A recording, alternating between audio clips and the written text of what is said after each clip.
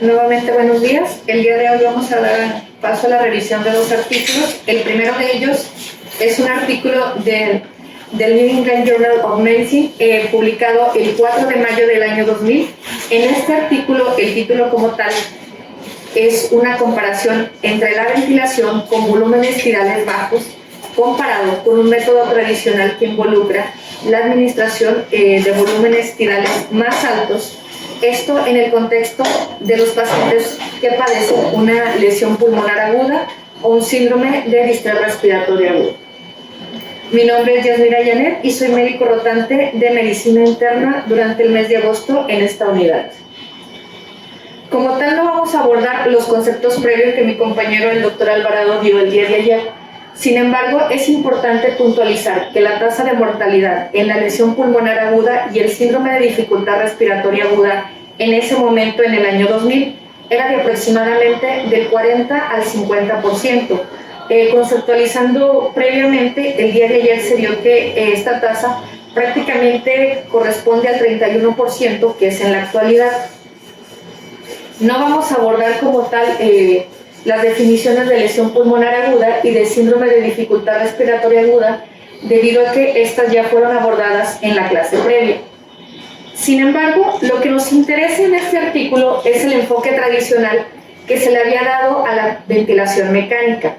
Anteriormente, este tipo de ventilación usaba volúmenes corrientes de 10 a 15 mililitros por kilogramo de peso corporal.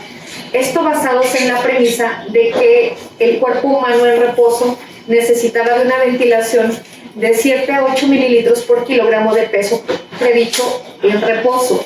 Sin embargo, cuando debido a la fisiopatología de que involucraba el término de un proceso inflamatorio aunado a telectasia y edema por un aumento de la permeabilidad, el volumen pulmonar se disminuía. Por lo tanto, era necesario aumentar este volumen corriente para tener pacientes que nos permitieran llegar a metas de PCO2 y a metas de PCH y de pH, perdón.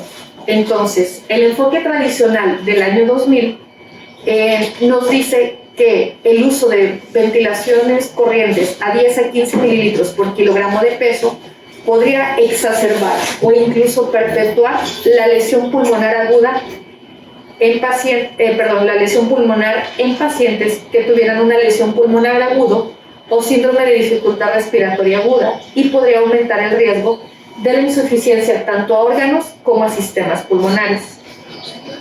A partir de esta base, nuestro ensayo corrió para determinar si el uso de volúmenes tirales más bajos en pacientes con ventilación mecánica podría mejorar, sobre todo esto aunado al daño de distensibilidad pulmonar, el daño en estos pacientes. Como tal, los pacientes fueron reclutados en un periodo de marzo de 1996 hasta marzo del año de 1999. El muestreo fue consecutivo y se encontró en 10 centros de la red de síndrome de dificultad respiratoria aguda del Instituto Nacional de Corazón, Pulmones y Sangre. Este muestreo como tal se detuvo a partir del cuarto análisis, que involucró a 861 pacientes debido a los resultados que más adelante vamos a ver.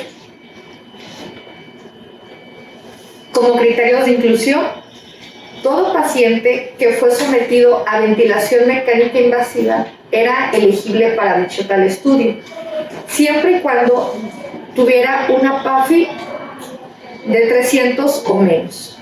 Además de eso, debía de cumplir con la definición operacional del síndrome de distrés respiratorio agudo, es decir, contar con infiltrados bilaterales pulmonares en una radiografía de tórax, y además debería de no existir una hipertensión auricular izquierda manifestado como una medición ya sea máxima de 12 milímetros de mercurio o una presión en cuña de 18 milímetros de mercurio o menos. En ese sentido, los criterios de inclusión eran pocos. Sin embargo, para tal estudio, los criterios de exclusión correspondían a que los pacientes eran excluidos si habían transcurrido un total de 36 horas, esto en el cumplimiento de que tanto los infiltrados pulmonares bilaterales, la PAFI menor de 300 y la presión y descartar la hipertensión de la aurícula izquierda se deben de cumplir en un periodo menor de 36 horas. Los pacientes a su vez deben de ser menor de 18 años de edad.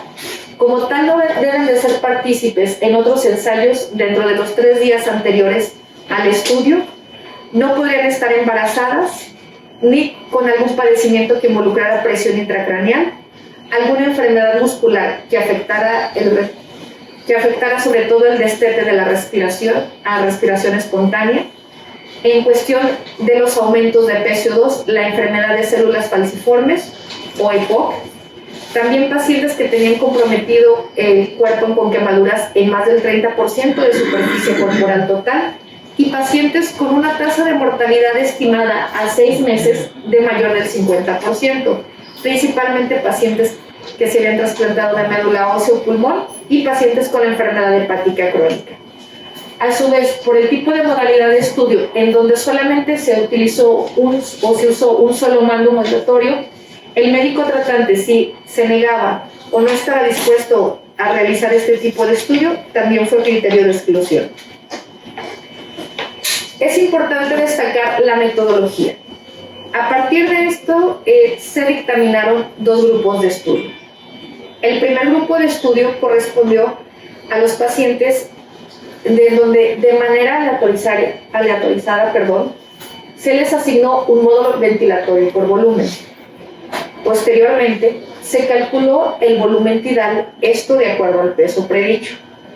Como recordamos, aquí estamos bajo medidas inglesas, entonces para calcular el peso predicho se usó la siguiente fórmula. En hombres, 50 más 0.91. Posteriormente, esto se multiplicó por los centímetros de altura del paciente menos 152.4. El equivalente de la fórmula en mujeres... Sí. La suma va al final. Okay. Es aritmética básica. Primero lo que está en el paréntesis, luego la multiplicación y el último la suma. Muy bien. Sí, creo que ahí fue un buen error. Entonces, no está bien la fórmula, pues nada más que los centímetros de altura de la paciente, menos 152.4, por 45.5 más 0.92. No, por punto 92. Más 50 si es hombre y 45.5 si es. Muy bien. Bueno, en el cálculo del peso predicho, posteriormente, a partir de ahí, este grupo 1 correspondió al enfoque tradicional. El enfoque tradicional se basaba en mediciones de un volumen corriente de 10 a 15 mililitros por kilogramo de peso predicho. En ese sentido, se inició con un volumen de 12 mililitros por kilogramo de peso predicho. Y este volumen corriente era ajustado de acuerdo a las determinaciones de la presión meseta, el PCO2 y el pH arterial. Dicha determinación se podría reducir el volumen corriente de 1 mililitro por kilogramo si teníamos una presión meseta mayor a 50 mililitros de agua. En ese sentido, se reducía. Si aumentaba esta presión meseta a 50 mililitros, porque era una de nuestras bases de la literatura tradicional, se reducía 1 mililitro por kilogramo de peso. El peso tidal, el volumen tidal mínimo que se usó en dichos pacientes fue de 4 mililitros por kilogramo de peso predicho. A su vez, si la presión meseta decaía hasta 45 milímetros de agua o menos, el volumen corriente se podrá aumentar en 1 mililitro por kilogramo de peso. Estos fueron los ajustes correspondientes al grupo 1. En cuestiones del grupo 2, correspondió a un volumen ventilatorio de la misma manera, a un modo ventilatorio de la misma manera por volumen. Sin embargo, en este grupo 2, el volumen corriente se ajustó a 6 mililitros por kilogramo de peso predicho. A partir de aquí, se reducía para mantener una presión meseta que fuera menor a 30 mililitros de agua, con un volumen tidal mínimo de 4 mililitros por kilogramo de peso, o se aumentaba si la presión meseta decaía a 25 milímetros de agua. Sin embargo, si nuestro paciente continuaba con disnea grave o datos de distrés respiratorio, se puede aumentar el volumen corriente de 6 a 8 mililitros por kilogramo de peso, siempre y cuando la presión meseta se mantenía en 30 milímetros de mercurio. Entonces, a partir de aquí fueron dos enfoques: un volumen corriente alto con una presión meseta de 50 y un grupo 2 que correspondió a un volumen corriente bajo con una presión meseta de 30. Las consideraciones especiales en cuanto a la presión meseta: las presiones pulmonares se midieron al final de la expiración en el tubo endotraqueal. Estas correspondieron a una pausa inspiratoria de 0.5 segundos. Se midieron a intervalos cada 4 horas, sobre todo después de hacer los ajustes en el volumen corriente y el PIB. Y se permitieron presiones mesetas de más de 50, esto en el enfoque tradicional, y presiones meseta mayores de 30, pero no más allá de 35 en el grupo de volúmenes tidales más bajos. Esto siempre y cuando con los ajustes correspondientes cada 4 horas y sin disminuir por debajo de 4 mililitros por kilogramo de peso previsto en los pacientes con volúmenes tidales bajos, o se ajustó si el pH arterial daba tendencia a la acidosis. Como tal, estos fueron los ajustes del ventilador. Ya hablamos del mando ventilatorio, de la presión meseta. El rango ventilatorio de la frecuencia ventilatoria fue de 6 a 35 respiraciones por minuto en ambos grupos. El coeficiente inspiración-expiración se mantuvo de 1 a 1.3 en ambos grupos. Y aquí lo importante de este estudio son las diferentes combinaciones tanto de FiO2 o de PIB para mantener tanto la presión meseta de 50 como la presión meseta de 30, en donde, por ejemplo, tenemos un PIB de 5 ajustado a un FiO2 del 40%. En cambio, en el volumen, en los pacientes que tienen volúmenes tidales bajos, tenemos ajustado un FiO2 del 50%. Sin embargo, aquí, para compensar que los volúmenes tidales son bajos, se ajustó a un FiO2 más alto de un 8, un PIB en 8. Las diferencias aquí radican. Hubo una compensación como tal de tener un volumen corriente más alto y un PIB más bajo en cuestiones de su contraparte, en donde se usó un volumen corriente más bajo, pero fue necesaria la aplicación de de PIB más alto. Sin embargo, como lo vemos anteriormente, en estas cuestiones, el PIB que se usaba en el año 2000 podía incrementarse hasta 24. O sea que pues realmente en la actualidad ya no lo hacemos. En este estudio además hubo otros brazos o hubo otras variables secundarias en donde también persistió la falla de órganos y sistemas. Todos los pacientes del estudio, tanto del grupo 1 como del grupo 2, se realizó un monitoreo mientras se encontraran en ventilación mecánica invasiva o mientras se encontraran hospitalizados hasta un 28 días. Se definió como la falla de órganos y sistemas si el paciente manifestaba datos de insuficiencia circulatoria, como una presión arterial sistólica por debajo de 90 o el requerimiento de algún vasopresor. En el caso del fallo de la coagulación, si el recuento de plaquetas caía por debajo de 80, en el caso de la insuficiencia hepática, si la elevación total de las bilirrubinas séricas eran al menos 2 miligramos por decilitro, o en insuficiencia renal si los niveles de creatinina aumentaban por encima de 2. Y se calculó como tal, tanto en el grupo 1 como en el grupo 2, el número de días sin fallo a órganos y sistemas. A su vez, propiamente, como un marcador de la inflamación pulmonar, se obtuvieron las muestras de sangre. Sin embargo, del total de 861 pacientes, que fue la totalidad del estudio, solamente se obtuvieron muestras de los primeros 234 de interleucina 6. Esto con un marcador de terapia, tanto en el día 0 como en el día 3, para medir o para tomarlo como inflamación, como marcador de inflamación pulmonar. En cuestiones de análisis, el resultado principal del estudio fue comparar la mortalidad de volúmenes tidales altos contra volúmenes tidales bajos. Así que el primer resultado es a partir de la mortalidad de los pacientes. El segundo resultado fue los días sin ventilador a partir de los criterios de destete, que esto fue correspondiente al número de días desde el día 1 hasta el 28 que el paciente pudo respirar como tal sin asistencia ventilatoria. Otro, como ya lo dije anteriormente, los días sin falla orgánica, y la comparación se hizo simultáneamente en un diseño experimental factorial.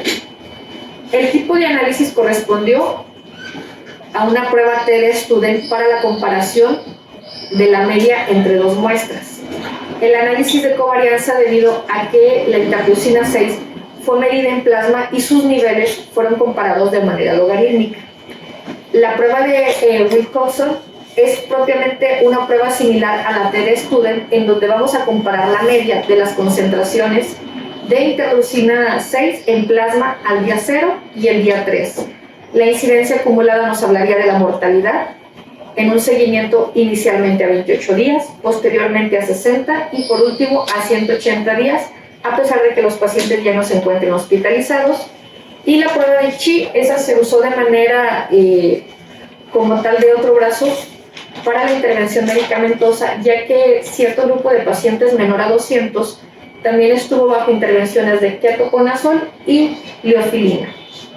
Sin embargo, ninguno de esos análisis fue concluyente en cuestión de intervenciones medicamentosas. Como tal, los resultados, recordando que el análisis tuvo 861 pacientes, no fue un cálculo de la muestra como tal aproximado, sino que el estudio se fue perpetuando y cada 250 pacientes se hacía una revisión por el Comité de Salud y cada una de las instituciones. Se detuvo a partir del cuarto análisis intermedio porque se encontró que el uso de volúmenes tidales más bajos era más eficaz, esto a partir de una P de 0.005, y está mejor esquematizado en este sentido. La media de los pacientes fue prácticamente similar, de 51 a 52 años. La raza o grupo étnico correspondió prácticamente en la medida comparativa a ambos grupos de manera similar. La puntuación de la Apache 3, la PAFI y la PAFI menor de 200 prácticamente fue una equivalencia entre los dos grupos. De hecho, son 138 contra 134, la PAFI menor de 200 en 82 contra 85 pacientes. Y aquí están los volúmenes tidales que se usaron. Este desglose de resultados nos habla propiamente de esto, de los resultados. Los volúmenes tidales y los... Claro que sí, ¿Me puedes explicar la tabla, por favor? Los grupos comparativos que se fue con volumen tidal alto y bajo, ¿no? Que fue lo que el primer objetivo con mortalidad. Pero los... Pues para ver la homogeneidad de los grupos. Nada más. Que estaban iguales los grupos. Antes de que entraran al protocolo, así estaban.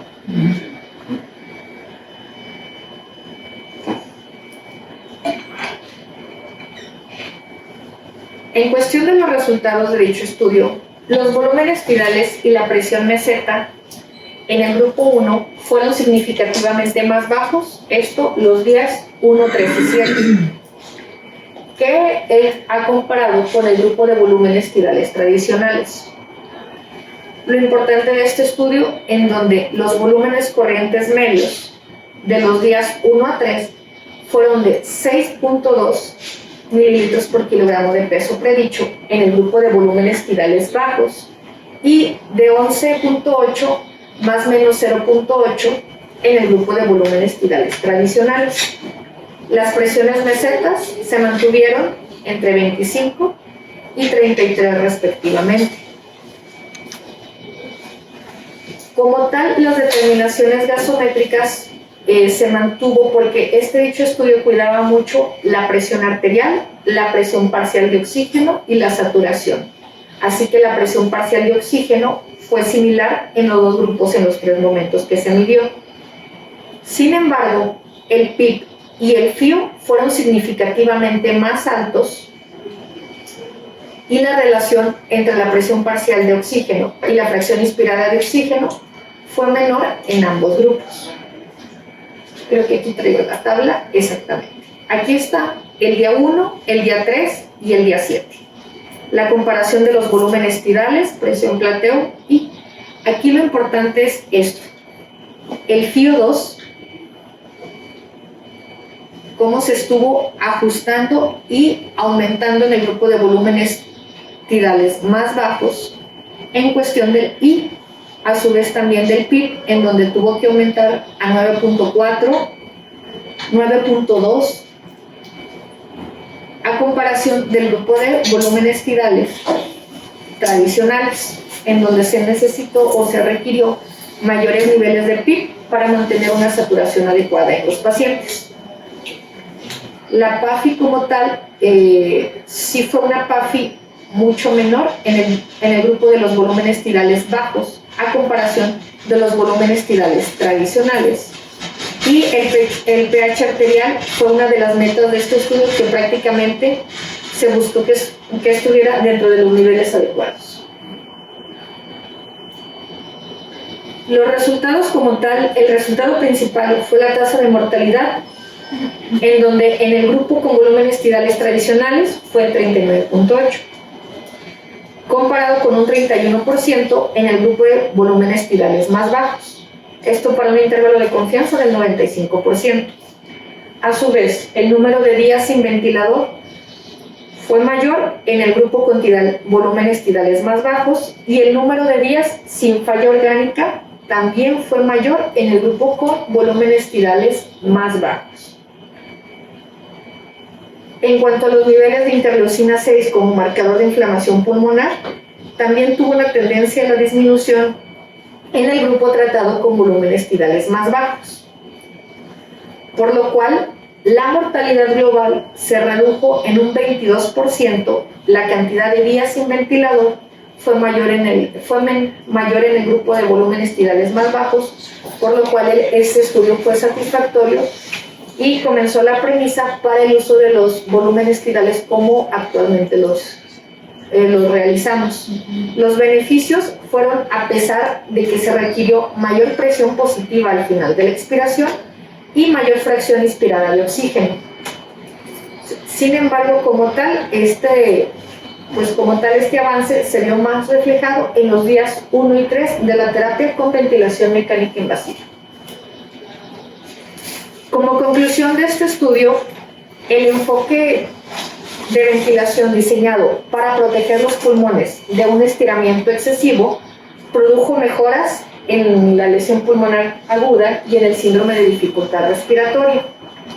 Esta prioridad a la prevención del estiramiento nos produjo menos días sin fallas orgánicas, mayor días sin falla multiorgánica y menos requerimientos del volumen corriente.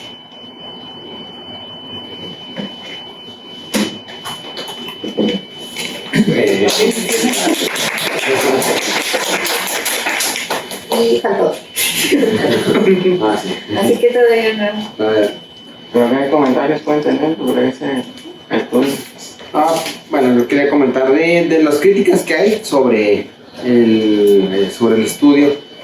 Pues es que incluso en esa época ya había volúmenes tidales, en muchos lugares usaban volúmenes tidales intermedios, después de 10, y en cambio algo notorio es que muchos de los pacientes, es una de las críticas que vi, que hay para el estudio es que se mantuvieron con volúmenes tidales muy altos, incluso desde 12, innecesariamente altos. Ahora, una de las cosas que después se criticó en el 2005, hicieron un subestudio de grupos, y una de las cosas que vieron era que los pacientes que previo a la randomización tenían una complianza más baja, pues eran los que se vieron muy beneficiados por una estrategia de volumen tidal bajo. Mientras que aquellos que tuvieron una complianza alta, al contrario, parecía que les había ido un poco mejor en el volumen tidal alto. Entonces, pues eso causó que hubiera dos escuelas de pensamiento durante mucho tiempo. Los que creían fielmente en los resultados del ARMA y que decían que un protocolo estricto de protección pulmonar para todos, y luego la escuela de pensamiento del Open Lung, que decía que no, más bien aquí lo que habría que buscar era PIPs más elevados, más altos, que teóricamente, ¿no?, en un mundo de teoría iba a ser, ¿cómo se llama?, más beneficioso, pues, que la estrategia de protección pulmonar que apoyaba el ARMA. Pero pues bueno, después de eso pues se vio que en varios estudios serios, grandes, se vio, no se veían y no se ha visto el beneficio, ¿no? Entonces pues fue un estudio que fue un parteaguas, pero pues sí tuvo sus problemas, y además hizo una división en las escuelas de ventilación mecánica. Sí, exactamente, como menciona el doctor Alemán. Aquí en estos dos estudios los criterios de inclusión variaron, porque había pacientes que tenían fibrosis pulmonar, pacientes con enfermedad pulmonar obstructiva crónica o pacientes que tenían como tal una restricción torácica, en donde propiamente se beneficiaban en volúmenes tidales más altos, sobre todo y con un FIO más bajo. En esas cuestiones se beneficiaban con el enfoque tradicional. Esto lo manejaron mucho los autores como unos criterios de inclusión tanto en este como en el otro estudio. Ahorita lo voy a mencionar más adelante. Sin embargo, la mayoría de los pacientes atendiendo a la fisiopatología del SDRA aumenta la permeabilidad, aumenta el edema y aumentan las zonas que están más atelectasiadas, así como los shunt arteriovenosos. Esto nos da una limitación del flujo corriente, por lo cual a partir de esas bases de ambos estudios se beneficiaban con volúmenes corrientes más bajos. Bueno, el segundo artículo ya un poquito más rápido. A ver, ¿alguien más? ¿Ya dijo lo malo, lo bueno? Que no haya visto? Pues es que, como dijo Alemán, eso fue un partaguas, pese a que en la época ya había varios estudios pequeños. De hecho hasta dicen que fue un plagio ese artículo, porque ya se había demostrado en otros artículos más pequeños, con menor población, que ya había disminuido la mortalidad del volumen tidal bajo, ¿no? También rescatable de lo que se comentaba ahí, pues la meseta que empezaron a utilizar un poquito más baja, pues en volúmenes tidales menores, ¿no? Hasta salir en la tabla, ¿no? Hasta de 29 más menos 6, y con volúmenes tidales más altos la meseta se extendía hasta 40 promedio, ¿no? 33 más menos 8 comentaban ahí. Entonces eso también pues contribuía a la mortalidad, ¿no? No solamente el puro volumen. Ya está ahí. Sí, de hecho, doctor, hubo otro estudio previamente estos dos, que fue el de Amato, pero únicamente involucró 53 pacientes, por lo tanto la muestra no fue como tal significativa. Y bueno, algo que también decían en el estudio, que más que nada el enfoque tradicional, la finalidad era también mejorar los niveles de pH y los niveles de la presión parcial de dióxido de carbono, en el que también decían, hacían referencia a que habían estudios en que donde ya se habían hecho pruebas en animales, en donde se demostraba que los volúmenes tidales altos o por el método tradicional también inducían una lesión del endotelio pulmonar, y con esto pues había mayor liberación de los factores mediadores inflamatorios, y propiciaban pues más mortalidad de los pacientes. Pero ahí mismo también decían, bueno, pero hay otros ensayos en los que dicen que pues realmente no es significativo lo que están mencionando este estudio con los niveles tidales más bajos, ¿sí? Y se usaban volúmenes corrientes para mantener los métodos de saturación, puesto que con volúmenes corrientes más bajos no alcanzaban como tal. Entonces, sí, por eso era la discusión. El segundo artículo de revisión es un artículo prospectivo, aleatorizado, multicéntrico, en donde se va a comparar un volumen pulmonar al final de la expiración alto con un FiO2 bajo versus un volumen pulmonar al final de la expiración bajo con un FiO2 alto en pacientes que presentan una lesión pulmonar aguda y síndrome de distrés respiratorio. Este estudio se conoce propiamente como alveoli o, como ya lo menciono, es un volumen pulmonar al final de la expiración alto con un FiO2 bajo, en contraparte de un volumen pulmonar al final de la expiración bajo con un FiO2 alto en pacientes con lesión pulmonar aguda y síndrome de distrés respiratorio. A diferencia del anterior estudio, este paciente involucró una población total de 750 pacientes.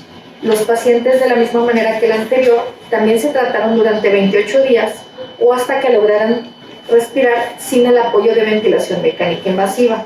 El seguimiento en este tipo de estudio fue menor, puesto que nada más se dio hasta 60 días o hasta que los pacientes fueran dados de alta, ya sin la necesidad de ventilación mecánica invasiva. Las bases en las que propiamente se basa este estudio es que los pacientes que tienen una lesión pulmonar aguda y un SDRA van a recibir una presión positiva al final de la expiración o un PIP y un FiO2 más alto para apoyar la oxigenación arterial durante la ventilación mecánica, esto para lograr saturaciones adecuadas en la insuficiencia respiratoria aguda. Sin embargo, en esta premisa, si usamos el PIP de manera adecuada, con una FiO2 más baja, podrían disminuir el riesgo de toxicidad por oxígeno. Esto quiere decir, el PIP se aumentaría y el FiO2 se disminuiría para disminuir el riesgo de toxicidad de oxígeno. Sin embargo, al usar este PIP más alto, podría causar una depresión circulatoria porque va a comprometer el retorno venoso por un aumento en la poscarga del ventrículo derecho. Estas eran como tal las limitaciones del estudio. O sea, lo podríamos realizar, sin embargo, con los focos rojos de que podríamos causar una depresión circulatoria. En sí, el uso de un PIP alto también podría aumentar los riesgos del barotrauma y la lesión pulmonar inducida por el estiramiento. Sin embargo, para limitar estos daños de un PIP alto, podríamos modularlo disminuyendo los volúmenes corrientes y las presiones inspiratorias máximas en las vías respiratorias. A su vez, si aumentamos el PIP y disminuimos el volumen corriente, lamentablemente también podremos tener consecuencias como puede ser una hipercapnia y una acidosis grave.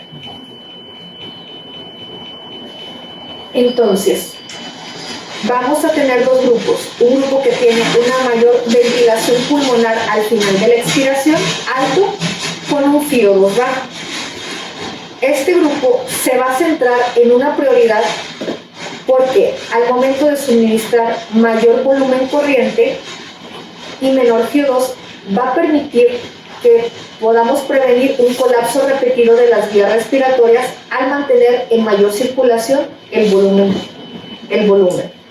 También puede prevenir lesiones pulmonares por toxicidad de oxígeno al disminuir la fracción de FiO2.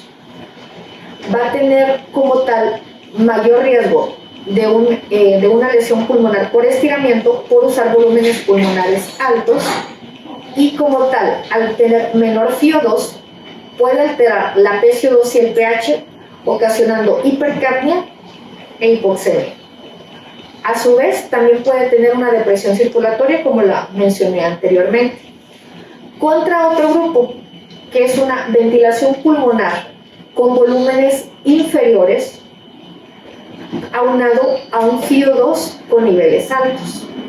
A partir de aquí, los pacientes como tal pueden beneficiarse, puesto que no hay como tal una lesión por estiramiento a nivel pulmonar.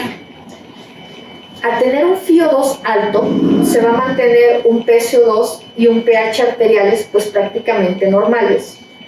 no va a haber una depresión circulatoria inducida por un pie. Y, sin embargo, al mantener volúmenes corrientes más bajos, se puede tener consecuencias como un colapso repetido de las vías respiratorias y por toxicidad del FiO2 aumentado también puede causar deterioro en nuestro paciente. Entonces, esas fueron las dos escuelas que se usaron en este tipo de estudio. La hipótesis como tal usaron una regla aritmética de que si uno sube y otro baja es completamente equivalente que si otro baja y uno sube, de manera burda o explicada, en donde la hipótesis de este estudio se centró en que la mortalidad por una lesión pulmonar aguda o un síndrome de distrés respiratorio agudo sería equivalente con las dos estrategias de ventilación que anteriormente les mencioné. La medida o la única variable que fue en este estudio fue la mortalidad antes del alta hospitalaria o hasta el día 60 después de que el paciente se protocolizara. Los criterios de inclusión prácticamente fueron los mismos tanto en el estudio de SARS-CoV 2000 como en este de Alveoli. La PAFI menor de 300, los infiltrados, los pacientes que se encontraran con presión positiva y sin hipertensión auricular izquierda, o una presión de enclavamiento pulmonar menor de 18. En cuestiones de la hipertensión pulmonar izquierda la tomaron de 12 milímetros de mercurio. Los criterios de exclusión fueron exactamente iguales que en el estudio anterior, solamente que en este tipo de estudio ya nos hablan como tal de por qué se realizaron este tipo de criterios de exclusión. Igual, si el médico se negaba a usar la ventilación controlada por volumen. Este estudio igual correspondió a un solo modo mandatorio, no se hizo por presión, en ese momento no se hizo por CIP-MB, por CPAP o BiPAP, a menos que estuviera en protocolo de destete. Edad, a diferencia del otro, de 13 años, que no tuviera participación en otro estudio, que en 36 horas se cumplieran la totalidad de los criterios de inclusión antes mencionados, y que no tuviera alguna enfermedad neuromuscular que nos permitiera o que nos limitara ventilar sin asistencia, como una lesión medular, esclerosis lateral amiotrófica, un Guillain-Barré o una miastenia grave. También pacientes embarazadas se excluyeron del estudio, pacientes con aumento de la presión intracraneal, pacientes con EPOC, obesidad, quemaduras, que tuvieran una neoplasia maligna o una condición que los limitara o su mortalidad estimada a 6 meses fuera mayor al 50%, como pacientes con una enfermedad hepática del Chikungunya y pacientes con trasplante de médula o trasplante de pulmón. En ese sentido, a diferencia del otro estudio que se comparó la mortalidad a 28 días, a 60, la interleucina 6 y el fallo multiorgánico, en este estudio únicamente la variable de importancia fue la mortalidad antes del alta hospitalaria a 60 días.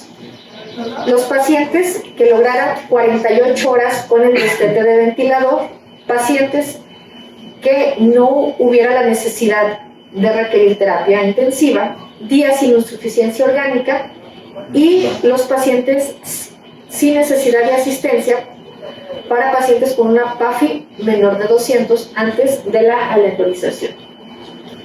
La metodología. De manera estandarizada, ambos grupos iniciaron el proceso de protocolización. Eso fue de manera general para los dos grupos. Los dos grupos tuvieron un modo ventilatorio asisto control por volumen. Se calculó de la misma manera el peso predicho, de hecho ahí está otra vez mal, doctor, que es solamente que aquí no se usó la altura en centímetros, sino que fue la altura en pulgadas menos 60. Esto también me equivoqué en la forma de acomodar la fórmula. No, está bien. Y La fórmula está bien. aquí. Y Lo que está mal es, por ejemplo, hacer primero la suma y luego la multiplicación. Ok, bueno, continuando con el artículo, gracias. Los volúmenes corrientes de ambos grupos, como menciono de la metodología, se inició con un volumen corriente de 8 mililitros por kilogramo del peso predicho. Y este podía reducirse a 1 mililitro por kilogramo de predicho a intervalos de 2 horas, siendo un volumen tidal mínimo de 6 y los ajustes de ventilador corresponderían propiamente en cuestión de los niveles de pH y presión meseta. La presión meta para todos los pacientes es mantener un pH entre 7.30 y 7.45. Sin embargo, si el paciente tendía a la alcalemia, se disminuiría la frecuencia del ventilador. Si el paciente tendía a la acidemia, se aumentaba la frecuencia del ventilador hasta un máximo de 35 respiraciones por minuto, o hasta que el pH tuviera un mínimo de 7.30 o una PCO2 menor de 25 milímetros de mercurio. A su vez, si la frecuencia del ventilador ya se habían hecho todas estas medidas correctivas, estaba en 35 y aún así teníamos un paciente con acidemia, con una PCO2 baja, también se podría administrar bicarbonato. La presión meseta tanto para ambos grupos fue de 30. Los volúmenes corrientes se evaluaban cada 2 a 3 horas para mantenerla. El volumen tiral mínimo fue de 4 mililitros por kilogramo de peso y de manera general se ajustaba si la presión meseta decaía o si la presión meseta aumentaba. El coeficiente inspiración-expiración también se trató de mantener de 1 a 1.1 o 1.3, y en ambos grupos se buscó que la oxigenación o la presión arterial de oxígeno se mantuviera entre 55 y 80. Estos fueron los estándares o el inicio de la aleatorización o el inicio del protocolo. Todos los pacientes se estandarizaban en un promedio mínimo de 4 horas y a partir de esto los pacientes se estabilizaban y se protocolizaban para un grupo 1 y un grupo 2. A partir de aquí vienen las variaciones del estudio. Se protocolizó un grupo 1 con un PIB bajo y un FiO2 alto de acuerdo al siguiente esquema. Aquí tenemos, por ejemplo, un FiO2 de un 40% le correspondía un PIB de 5. En su contraparte, en donde se usó un alto FiO2 y un alto PIB y un FiO2 en el grupo de estudio 2, en donde aquí le correspondería un PIB de 8 a un FiO del 30%. Estos fueron los estándares por los que se mantuvieron los pacientes. El grupo como tal se mantuvo únicamente con volumen asistocontrol, no tuvo otros modos mandatorios. Los pacientes se evaluaban todos los días entre las 6 de la mañana y las 10 de la mañana para ver si tenían criterios propiamente de extubación. Y posteriormente, el paciente como tal, si era candidato a extubación, se realizaba ese mismo día a partir de las 10 de la mañana. En dado caso de que no, nuevamente se continuaba con asistocontrol por volumen y continuaban todas las mediciones en tiempo y forma de acuerdo a los normogramas. En sí se evaluaba los días sin ventilador a partir del destete y la mortalidad a los 28 días. Los resultados de dicho estudio se basaron propiamente en el que anteriormente vimos, en el estudio de Sarnet 2000, en donde aquí se usó un volumen corriente de 6 mililitros frente a otro de 12 mililitros. En ese sentido, en el estudio anterior se comparó que hasta el día 180 tenían una mortalidad de 31.3 a 39.8 en los grupos de 6 y 12 mililitros respectivamente. Estos resultados corresponden propiamente al estudio que acabamos de ver previamente, y en el caso de nuestro grupo de estudio, la mortalidad, la mortalidad fue de un 20%, sin embargo el estudio no fue concluyente, ya que como tal los dos grupos no fueron equivalentes y no se estandarizó como tal los resultados, en donde fue la mortalidad, el fallo ventilatorio y la progresión del ventilador. El estudio como tal se paró a partir del tercer análisis porque no fue concluyente y la mortalidad estuvo aumentando. Por eso no tiene como tal conclusiones más que el estudio. y los resultados de este se basan en los resultados del SARCNET 2000. Pero sí, lo más importante de este estudio fue los normogramas a los cuales se usó. ¿Y tú qué opinas de esa metodología, de esos nomogramas? Ok, de estos nomogramas, doctor, mire, si comparamos así como tal, aquí tiene una PIB baja, que es una PIB de 5, y se supone que en este grupo de tratamiento el FIO2 dice que está alto, pero si usted se fija, aquí el FIO2 corresponde a un 30%. A mi punto de vista, el FIO2 debió de haber estado más elevado para comparar el estudio como tal.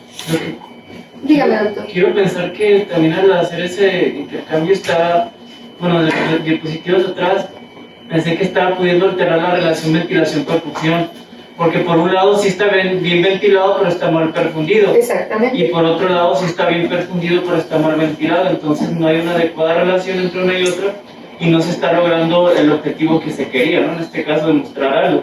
Al contrario, estamos dándonos cuenta de que pues, al tener esa alteración, pues no está llegando esa adecuada relación, ¿no? Sí, y más que, si usted se fija como tal, yo creo que fue mal esquematizado desde un principio este tipo de estudio, porque a mi punto de vista debieron de partir de unas PIB más altas para corresponder sobre todo ventilación-perfusión, la relación ventilación-perfusión, puesto que, por ejemplo, en este caso, prácticamente los dos estudios, aquí dice una PIB alta con un FIO2 baja. Aquí tenemos una PIB de 5, que aunado a que en 1999 se usaban de PIB hasta de 24, 18 a 24, pues una PIB alta de 5, pues no me parece.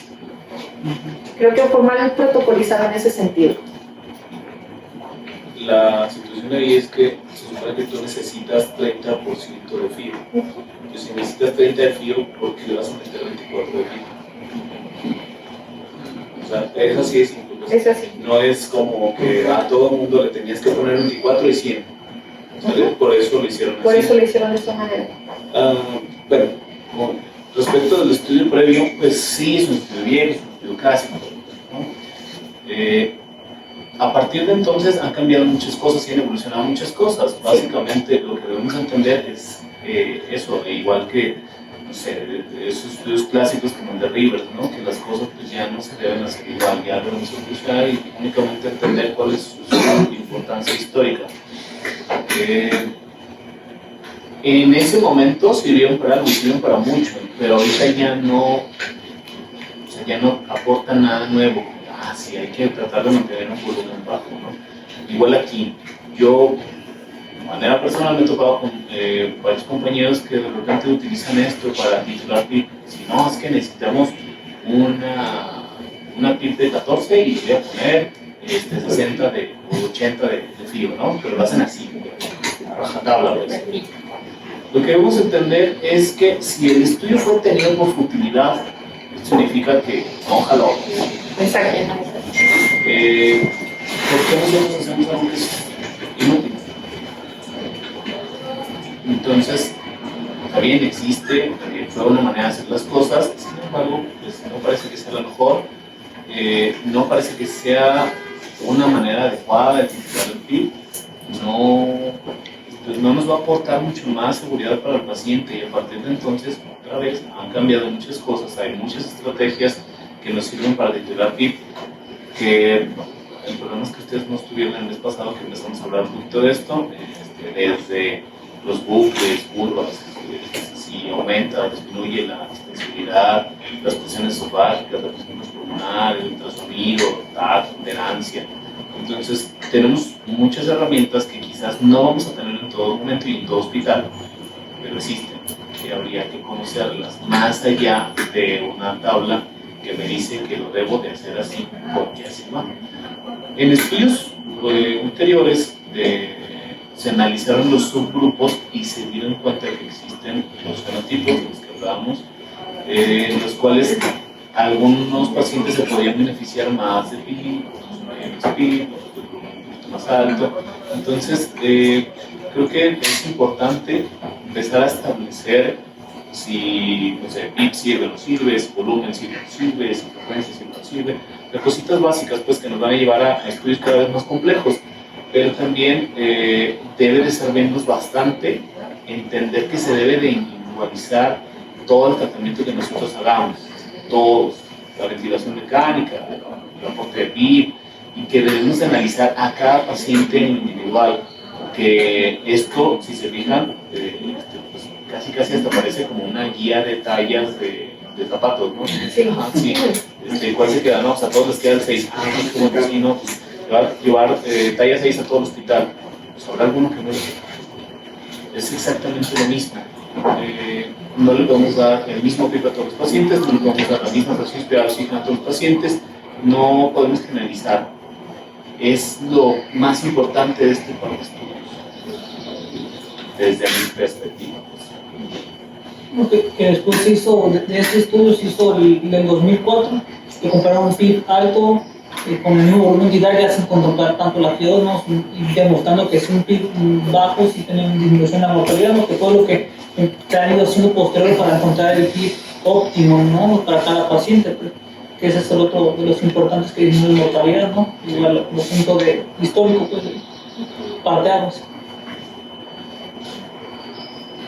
¿Quién es una mujer Gerard? ¿Cómo titulas el PIB? 3 formas para titular el PIB. Pues el PIB se puede titular de varias maneras, pero no la principal, ya vimos que es como tratable. La segunda puede hacerse con el abordaje de pulmón abierto, que es una técnica de reclutamiento alveolar, y vigilando la distensibilidad y la mecánica pulmonar. Otro es a través de la medición de la presión extratranspulmonar, y eso es prolongado, que sería la presión esofágica, medir al final de la expiración, y están esos. Bien, tú también eres de neumo, ¿no? ¿Sales otras 3? Se puede hacer también vigilando la ventilación regional con impedancia electrónica, con el uso de tomografía. Se puede hacer con ultrasonido, se puede hacer de varias maneras. Bien, sí. Bucles también. Bucles. Pues yo creo que al final con eso los doctores tienen que individualizar, porque no es que todos los pacientes, incluso que compiten, siempre se empiezan a hacer traumas o cualquier tipo de lesión pulmonar. Y al final de cuentas el estudio decía que la mayoría de los pacientes, de todos los que tuvieron, el 26% también tuvieron alteraciones pulmonares, tampoco estaba sesgado por ese tipo de lesiones, porque no cuadraba como tal en la titulación del PIB.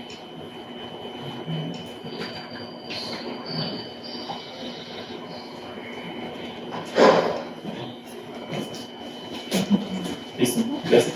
Yo más tengo un comentario, ¿por qué revisar artículos tan viejitos? Porque pues, muchas cosas ya ni siquiera son aplicables. Entonces creo que cuando se hace una revisión bibliográfica se supone que es revisar artículos actuales, tendencias actuales, porque estos tienen 20 años, más de 20 años, entonces creo que de las cosas que mencionan ahí ya ni siquiera se aplican.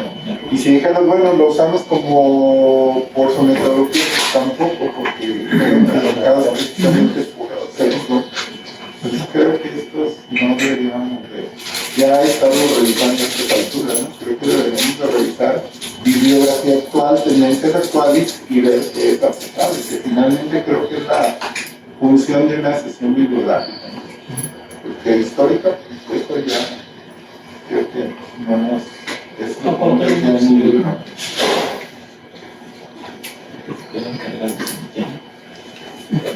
No, pero cada vez damos más pasos atrás todos, ¿no? Que va a ser que se deje. No te veas una alemana. ¿Quién faltó de anotarse en la lista antes de que se vayan? ¿Sale?